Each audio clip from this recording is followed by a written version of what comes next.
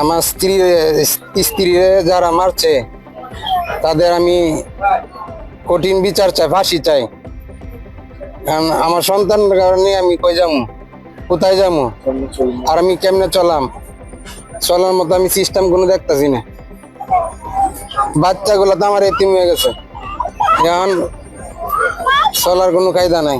বাত ব্যথা, প্যারালাইসিস কিংবা আর্থ্রাইটিস, আধুনিক ফিজিওথেরাপি ও পুনর্বাসন চিকিৎসায় নির্ভরযোগ্য নাম ডিপিআরসি।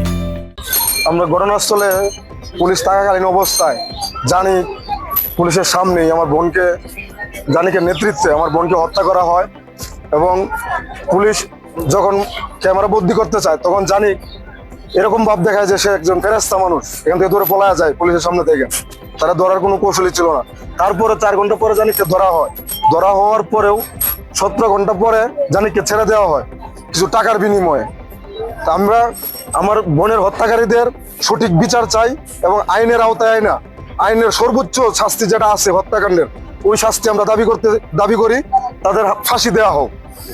আর আমার বোনের 3টা বাচ্চা ছোট ছোট, তাদের ভবিষ্যতের চিন্তা করে হলেও আমাদের প্রশাসনকে আমি চাবো, প্রশাসনের উপর আমার দাবি, আমার বোনদের বাগ্নীদের চেহারা দিকে তাকায় হইলেও খুনিদের প্রকৃত শাস্তি হোক এবং তাদের ফাঁসি হোক।